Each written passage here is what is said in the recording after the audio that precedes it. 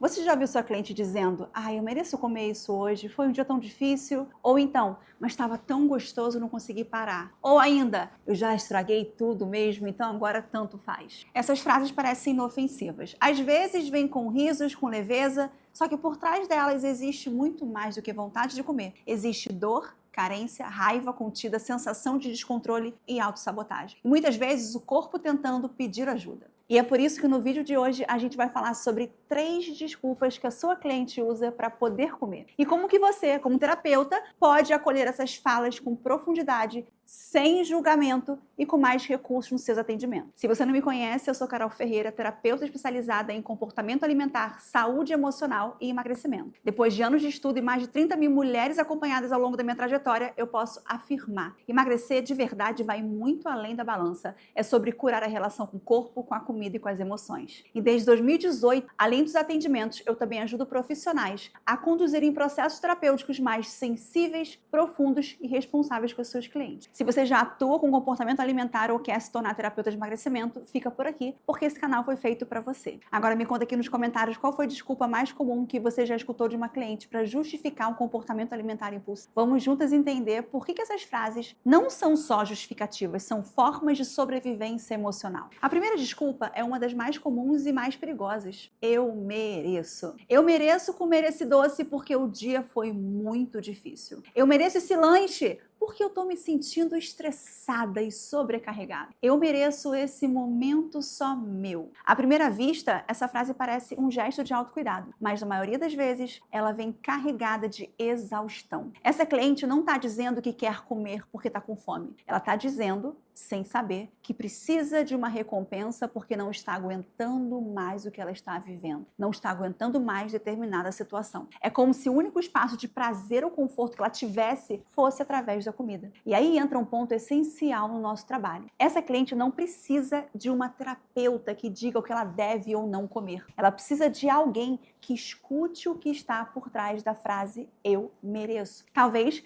ela esteja se sentindo sozinha. Talvez ela esteja se punindo por ter feito algo errado. Talvez ela tenha aprendido desde pequena que comida era a única forma de receber amor. Em vez de controlar essa fala, você pode acolher com perguntas como: o que exatamente você estava sentindo antes de comer? Você sentiu que precisava de um alívio? Em que outros momentos você se sente merecedora de cuidado além da comida? Essa fala "eu mereço" é um grito disfarçado. É uma forma da cliente tentar equilibrar o quanto ela tem se exigido e o quanto ela tem se negligenciado. E se a única coisa que ela sente que tem controle é sobre o que coloca no prato, ela vai usar isso como válvula de escape. Agora vamos para a segunda desculpa. Já que eu comi, agora tanto faz. Essa frase carrega um tipo de pensamento muito comum em mulheres com histórico de autossabotagem alimentar. É o pensamento tudo ou nada. Se ela escorregou um pouco, já se sente um fracasso. Se ela não conseguiu manter o controle, já entra num espiral de desânimo. É como se tivesse quebrado uma promessa sagrada e agora não tivesse mais sentido continuar. Esse é um dos pontos mais importantes para a gente trabalhar em atendimentos. A relação entre rigidez, culpa e punição. Essa cliente acredita, mesmo que inconscientemente, que precisa ser perfeita. E como ela não consegue, porque ninguém consegue, ela se sabota, depois se culpa, tenta de novo, logo depois compensar com mais rigidez. E assim o ciclo se repete. A frase "agora tanto faz" é um pedido de socorro. É como se ela dissesse: já que eu não fui capaz, eu vou me abandonar de vez. E aqui o nosso papel não é resgatar a disciplina dela, é resgatar a compaixão. É ajudar essa mulher a entender que um passo fora do plano não invalida toda a caminhada. Que ela pode escorregar e ainda assim continuar se cuidando. Que ela não precisa se punir com mais comida, nem com mais restrição. Nesse tipo de caso, uma boa pergunta para trazer para a sessão é: se fosse sua filha ou uma amiga querida que tivesse comido além da conta, o que você diria para ela agora? Por que você acha que com você o tratamento é tão mais duro? Essas perguntas abrem espaço para a construção de um novo olhar, porque a culpa não ajuda a mudar, a culpa paralisa. O que transforma é a possibilidade de olhar para a queda com curiosidade, não com punição. E agora vamos para a terceira desculpa, que também é muito comum.